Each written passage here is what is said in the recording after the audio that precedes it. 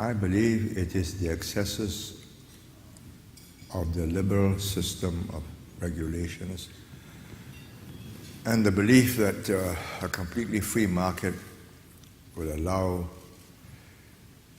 enormous innovation and great benefits all around, capital allotted to the most profitable enterprises and the highest returns. So once the Congress and the Fed chairman decided that it was not necessary to regulate the derivatives and to supervise them, I think then the fuse was lit. Because once you find that you can mash up a lot of good and bad assets in one bundle and pass it on and collect your brokerage or whatever they call it, and so it goes all around Europe and other parts of the world, you've started something like a Ponzi scheme which must come to an end sometime. And the absurdity was, there were people like Stephen Roach who kept on writing, I think for Morgan Stanley, extremely critical and Cassandra-like articles, analysis. As this is going through the roof, it's a bubble. But the Fed chairman didn't say so. He did not think so. He thought it was the higher productivity by the new methods of production, internet and so on. And that there was no inflation, so let it go. I think a combination of those two, no regulations and the belief that it's all right. I had a discussion once with the Fed chairman. I said, properties are going through the roof. He said, no. It depends on which city you're in. Mm-hmm. Some cities are overbuilt, some cities are underbuilt. So it's difficult to generalize. But by the time you're able to mortgage your house, and it keeps on rising and you buy another house, and that keeps on rising, it must come to an end somewhere. And the end came, and that was the trigger. But the long fuse was lit, I think, by the belief that the free market was the best and no regulations was required for derivatives. And the business of a person in a financial institution is to make the biggest profits for himself. So I say just condemning the bankers and the profit takers doesn't make sense. You've allowed these rules and they work within these rules and they passed on their dark assets. It should not have been allowed, but it was, so we are where we are. Maybe we learn from this, maybe we don't, but I think however we learned, whatever lessons we learned, I believe the free market system, from time to time, you must expect a glitch and a failure in the market. It happens regularly. So if you believe that you learn a lesson from this and ever after it'll be no more crisis, and I think that's silly. It won't happen that way. It's the way of the free market economies. The other way, of course, is to regulate it like the Soviet Union did or the Chinese did before. Now the Chinese are somewhere in between. They used to believe that the American Anglo-Saxon model was the most effective, but they were cautious. They didn't want to get there too quickly. They kept their capital markets closed. They kept a pretty tight control on what the banks were doing. So they have come out relatively unscathed. That's the way I see it. And fortunately, our banks here thought they They were not smart enough to understand what these derivatives were, and they didn't deal in them, so we were spared. We are in the middle of a crisis we haven't got out of. I think the concentration will be how do we make sure we don't go further deep into this recession and somehow surface. When we are out of this, then we'll begin the more difficult task of what can we do to improve the system. But no improvement can ever prevent another breakdown. I do not believe that. The Europeans believe they can regulate. Well, there's a cost to regulation. I mean, the British and the Americans, had they not gone to these excesses, were making higher returns in their GDP every year. So there's a trade-off. You may be right, you're in the news business, you read all the economists and all the wise people who give their views. What do you ask me? Give you my experience of India. I think despite all the failings, highly bureaucratic, red tape, inefficient linkages between central and state governments, unwieldy coalitions in the center and unwieldy coalitions in the states, the progress is made is quite remarkable. 6, 7, 8% growth. Once Manmohan Singh and Chidambaram opened up in the 90s after the IMF said, you've got to open up. I think India is under some constraints, not the result of the politicians, but the result of the nature of the constitution and the nature of the society. China is homogeneous, 90% Han. So when the president stands up and the TV is on, more than 90% understand him because the minorities are also learning Chinese, Putonghua. So given those constraints, it's done well. Any Indian leader speaking in any language at one time doesn't reach more than, say, 40%. You speak in Hindi, you might get the Hindi North.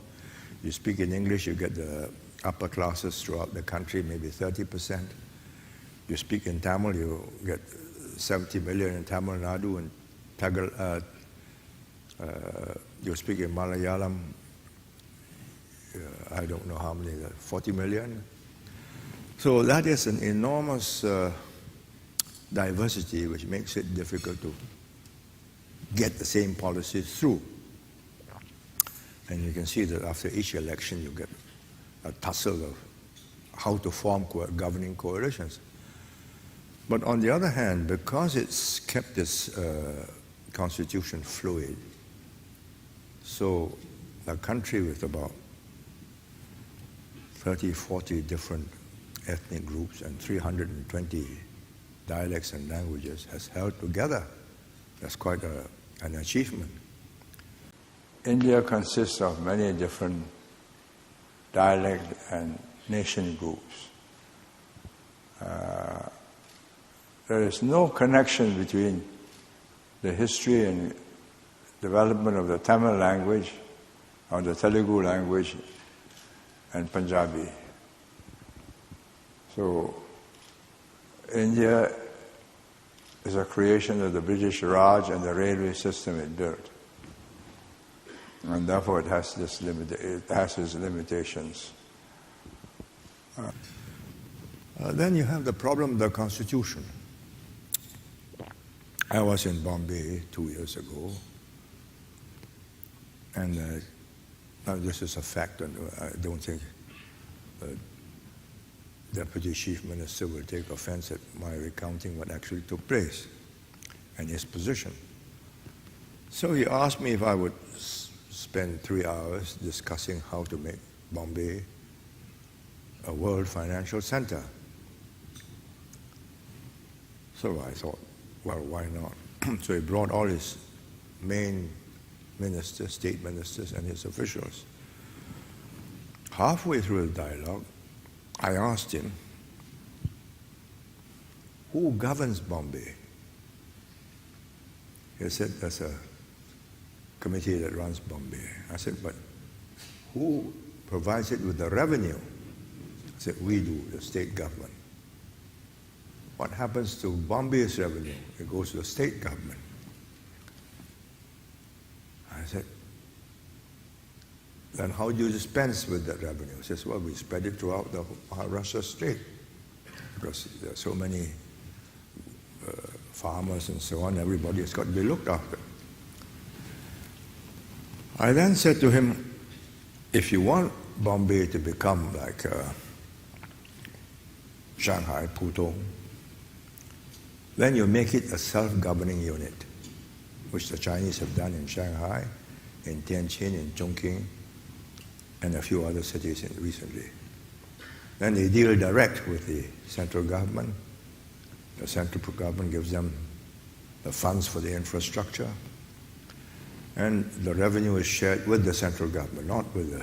Shanghai doesn't share revenue with either Jiangsu or Zhejiang or any of the neighboring states. It shares it with the central government. And the central government has invested enormous sums of money to make it a dragon head that goes up the Yangtze River right up to the Tibetan mountains. And there was a period when you had empty building blocks, but it doesn't matter. I mean, the central government has decided this is going to be a great international center, and they set out to make it one, and now it is one. So I said, do that. He looked at me and says, what will happen to my farmers? I said, you just got to deal with the central government. He says, no, the central government won't give me anything more. So the discussion ended there. So I said, well, then how do you solve this airport, which is not world class? The road from the airport to the city, which is not what you expect of a first world financial center. And the city itself, the planning is not as good as it would be if it were governed separately. This can't be done. So 2 days later, I was in Delhi and I met the Prime Minister. I said, this problem can be solved. You see, China, make it an independent unit. The Prime Minister looked at me and said, you don't understand. I will never get this passed through Parliament. I said, why? You have to go to Parliament. Yes. He said, all this requires an amendment in the legislation, in the Constitution, and that requires a 2/3 majority or some in the central government and in the states. We'll never get it passed.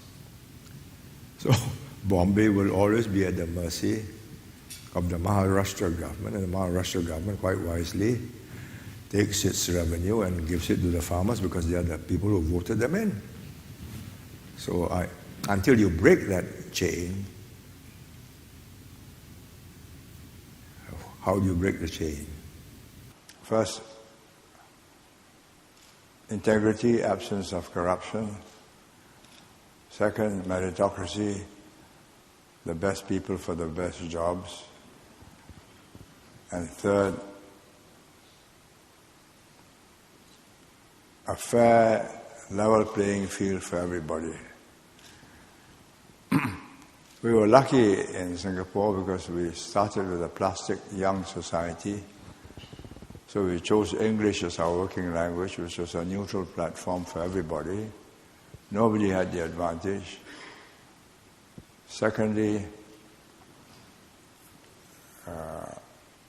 it's a small country and therefore you can have your edict run throughout the whole country. India is very different. You can say something in Delhi and somebody in Bangalore decides something differently, and that's that. I mean, so I do not think it's possible for anybody to do to India what it takes to bring India together quickly. It's diverse, therefore it has to work at its own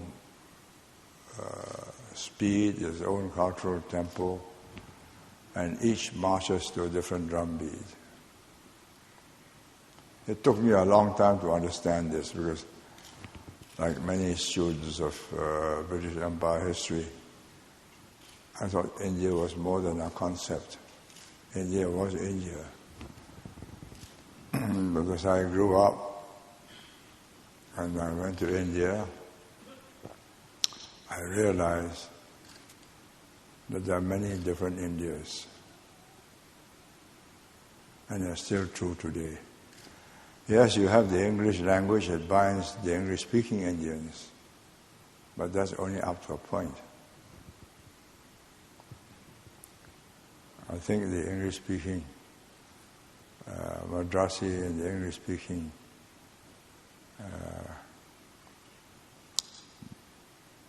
Bombay is probably the only place in India where the various groups meet and feel at home with each other. So if you can make the whole of India like Bombay, then you've got a different India. Okay. I would really like to believe that, but my experience about 10 years ago in Pakistan when I was invited by Nawaz Sharif to advise him. He'd been coming to Singapore when he wasn't Prime Minister. So when he was Prime Minister about 15, I think, years ago, he said, "Will you come and see how I can make a Singapore characteristics out of Pakistan?" So I said, "Send your Treasury Secretary and I'll look at the budget." 40% of the budget goes to armaments, and less than 20% goes to education and welfare. Pakistan were to switch that around and does not believe that it's going to be at war with India at any second, then it will begin to develop its own population, educated, well-trained, able to fill up the jobs which a modern industrial economy would require. His answer was, "Please see the Indian leaders and tell them that." Now, the Indian leaders don't want to hear me, they want to hear from him. That he will cut down his budget on military expenditure to 20% and increase his social and education expenditure to 40%. And that is the problem. There are deep-seated suspicions as a result of several wars and an ever-lingering fear that there could be another war. So it's just wasted opportunities. Just seeing China on 32 different visits over the last,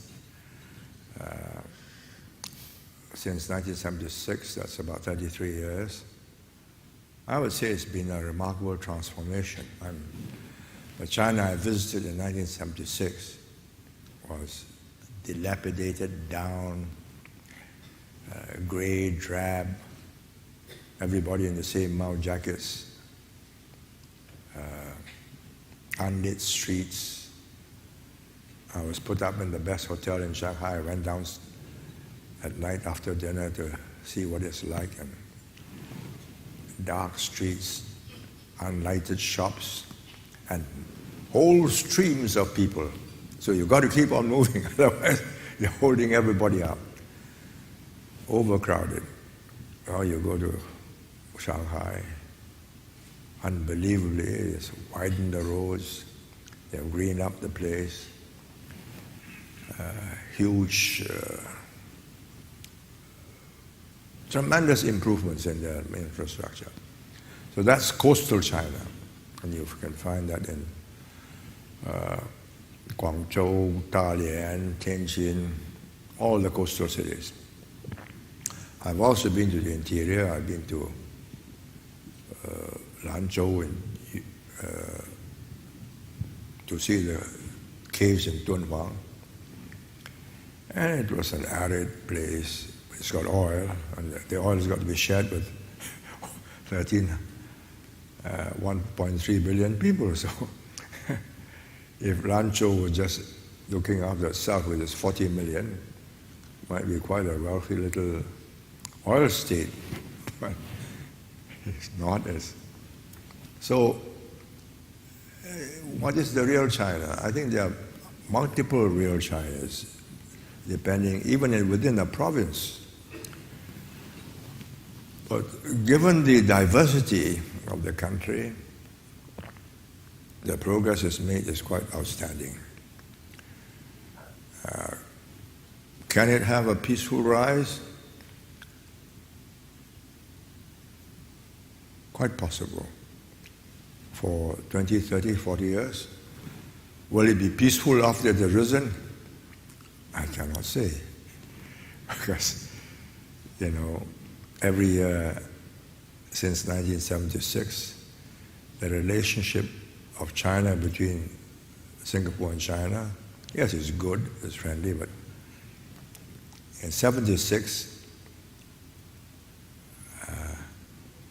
they were asking me questions about the free market, about many things. Now we are talking at a different level. I'm talking to people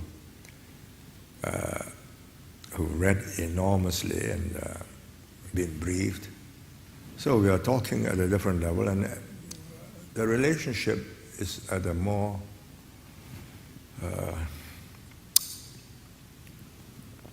realistic level. You can't ask me with 4 million people to give advice to 1.3 billion people.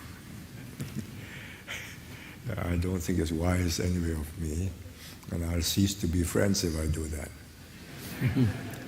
But I'll say what I think is good about China and a few things about what will hold it up. One, they've got the system going.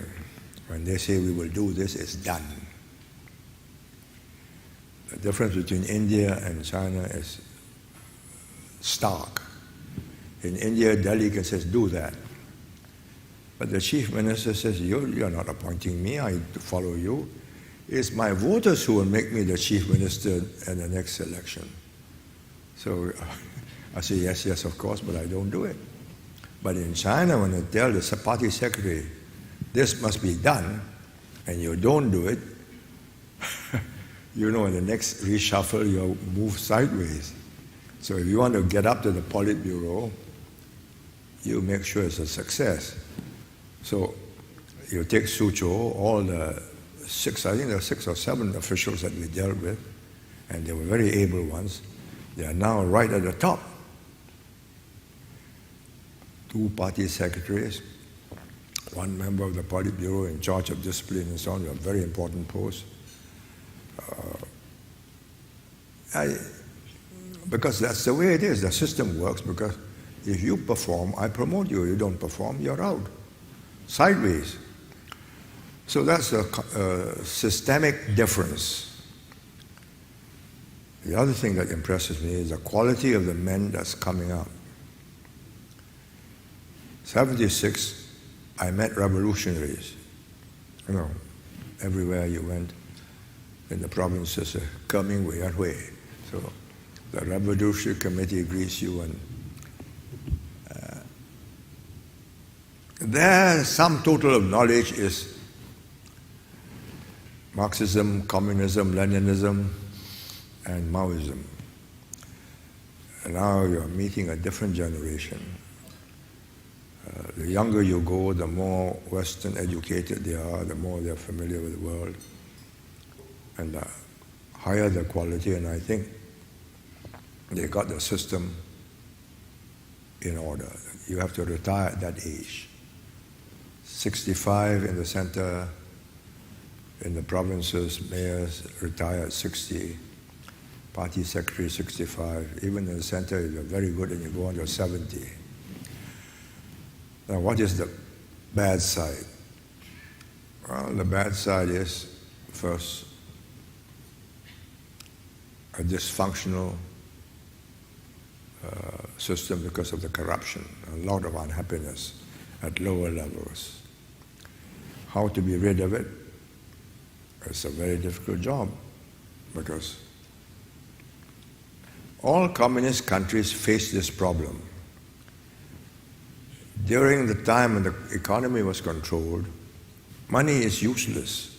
You can have a lot of paper money, but you can't go, there's nothing in the shops. You go to the shops that your pecking order decides. I'm cadre first class and I go hospital first class, shops first class, I buy all these things. You are cadre 9th class and you go to a different kind of class. You are not even a cadre. Well, that's too bad.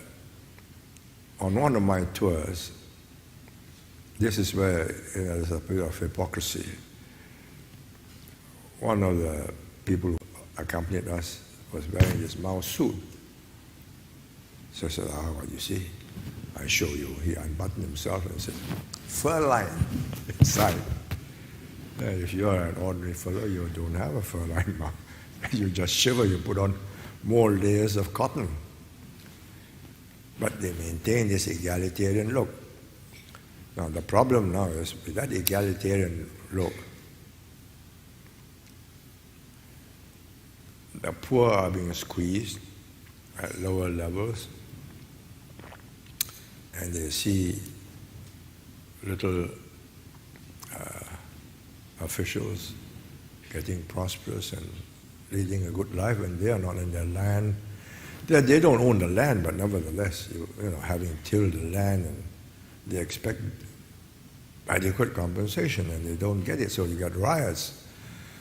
So I think there are serious problems of equity there, and with CCTV now, you can see how beautiful Beijing is, how beautiful Shanghai is, and I'm still in my mud house, or my mud hut. When is my turn? Nobody knows. I mean, maybe 50 years, 60 years, because the trickle-down effect will take a very long time. So the present leadership is putting all the infrastructure in the less developed areas. But can you convert it quickly? I don't think so. Educational levels are lower, cultural levels are lower, you've got to educate them. Teachers don't want to go to such provinces, good teachers, because where are the facilities for your children's education and hospitals and so on? So it'll be a problem getting them up to speed. So corruption, inequality, and misbehavior, especially at lower levels, will lead to all kinds of problems, which can be contained because they've got a very powerful apparatus. People's security police, the army, the party. But if you want a country to progress, you must carry the people with you at all levels, which they did when they shared misery. But now the prosperity is not shared equally. I mean, you are here, you're from Jiangsu, it's one of the prosperous provinces. You're well dressed, you're well educated, you speak English. If you were in Lanzhou or Xinjiang, I don't think you'll have a chance to travel and be in Singapore. So these disparities will be serious problems. So the internal problem is the most important single difficulty you must attend to. Peaceful rise, it is in China's interest to grow in a peaceful environment. If you are engaged in wars or conflicts, you won't grow. I mean, you see Vietnam. From 1945 to 1991, they were engaged in a series of wars. nearly broke them. Now they are recovering. It took a long time. And the Chinese know this. This generation has been through hell. Great leap forward, hunger, starvation, near collision with the Russians over the Amur River, cultural revolution, gone mad. So they said, okay, we've got a chance now to join the other countries at the top. Let's not disturb this opportunity. So hence this concept of peaceful rise. I met the party school vice principal. He asked me to speak to the students once. So I said, you know, if I were you, I would not use the word peaceful rise in English. It sounds all right in Chinese, 崛起, but in English it means you're rising, it's like a mushroom, you know, you scare people. Why not say cultural renaissance, that you're going back to Tang Dynasty or Sung Dynasty or Han Dynasty, a restoration of your cultural efflorescence. That will make people concentrate on the cultural side. So they now settle for peaceful development. I see they've moved away from peaceful rise. I have no doubts that they will have they want a peaceful rise. This generation. But the grandchildren may think that they have already arrived, and then they begin to flex their muscles, and then you will have a very different China. So I put this question to them. They said, no, it won't happen. We'll tell them. Teach them all the lessons. You know, the grandchildren never listen to grandfathers. So that's one problem. The other problem is a more crucial one. If you start off in the belief that the world has been unkind to you, that the world has exploited you, that the imperialists have devastated you, you know, looted Beijing, done all this to you. One day you get to the top table, you'll square accounts. Well, that's no good. I think you must get a generation to grow up and say, look, you're not going back to old China when you were just the only power in the world, as far as you know. Rome was far away. And the Silk Road, well, you can't invade each other. But you are now going to grow, let's say in 50 years, with an economy, total GDP more than America, easily more than Japan, but per capita still low. But you are just one of many other powers, many of them more innovative, more inventive, more resilient in meeting with changes in technology and changes in social lives and so on. So I tell my American friends, if I were you, I wouldn't worry about them today, democracy and so on. Leave it to them. You've got tens of thousands of bright Chinese students as in America.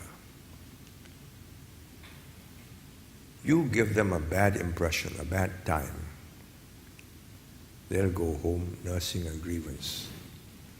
You accept them as friends and say, look, this is one world, global warming. We will be in trouble, you will be in trouble. AIDS, terrorists, chemical weapons, nuclear weapons. It's a different world. China will not be the sole power. But sometimes, I'm not talking about the people at the top, I think they understand this.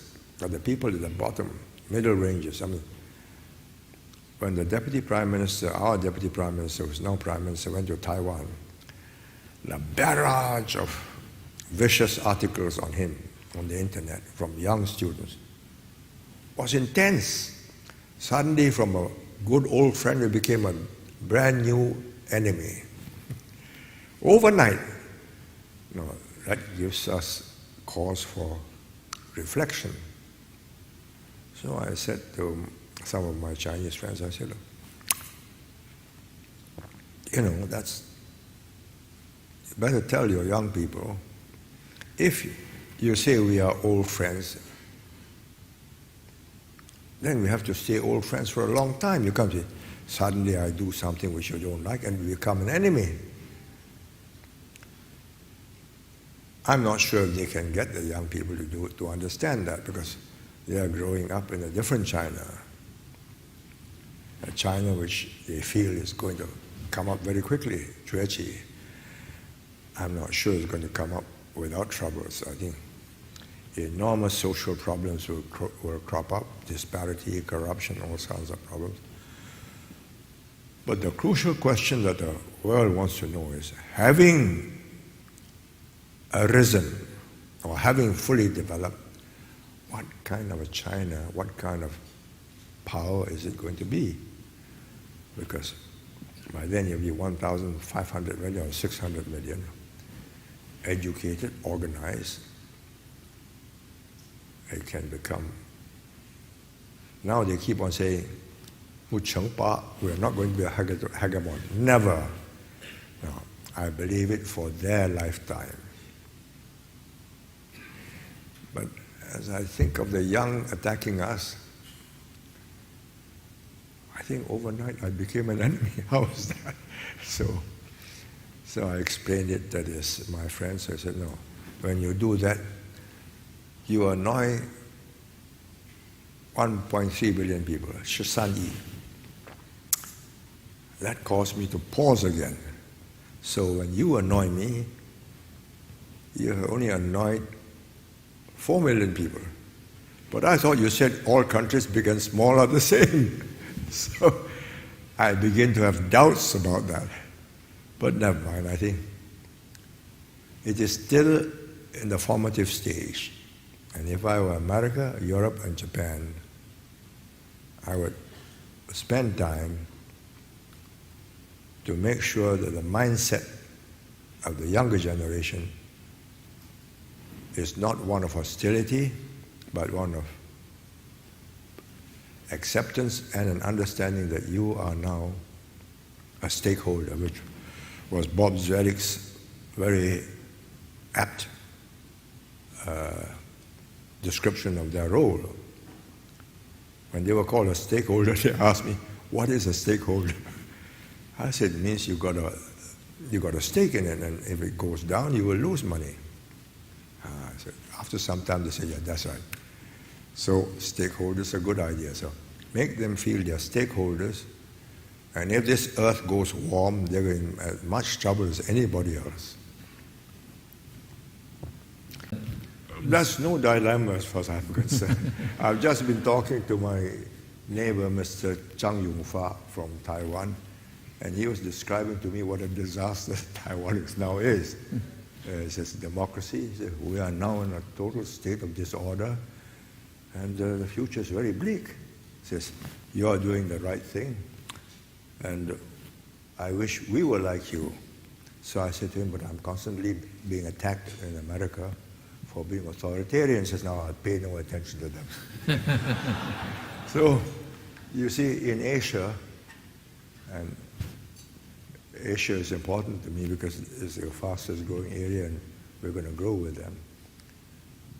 They see all pluses and no minuses. In America, you see more minuses than pluses. I said, well, good luck to you. I might also add, but I don't repeat this.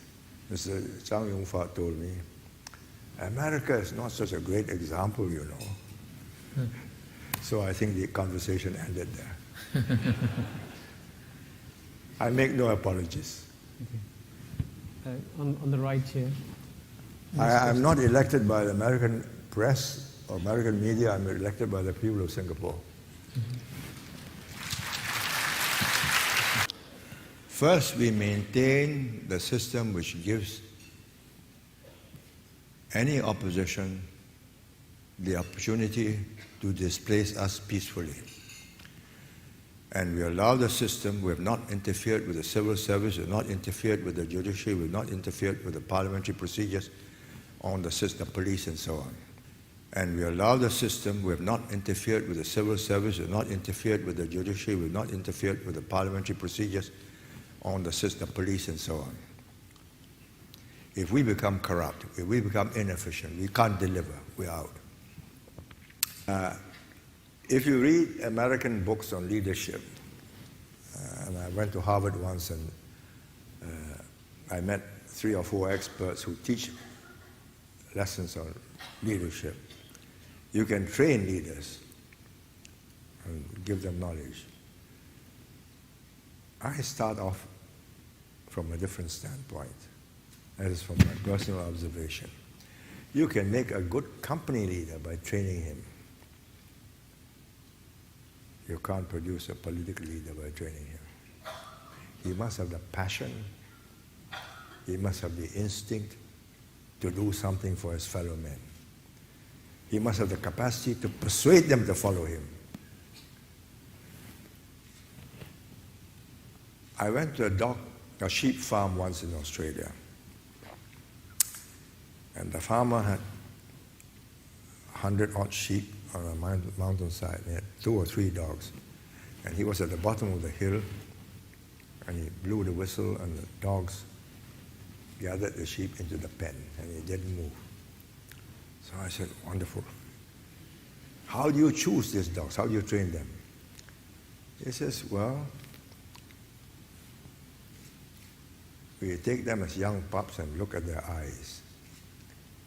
If they've got good, strong eyes, and the sheep looks at the dog and is scared, then you've got a starting point. But if he hasn't got the stamina, he hasn't got what it takes, that he will go with you thick and thin the whole day, then drop him. Don't waste time. You train one who's is trainable. The capacity is there. It reminded me of a TV Q&A I heard in New York one day. I was in the hotel listening to the program, and there was a man called Singer, something Singer. He writes novels or books in Yiddish. So the interviewer asked him, because he was teaching people how to be writers, says, can you teach a writer? He said, yes, provided he's got it in him to be a writer. Then I will make the process very short. But if he hasn't got it in him, then I'm wasting my time. So I subscribe to that school. So when I look for a successor, I want to see the passion, I want to see the capacity, the integrity, and the ability to persuade.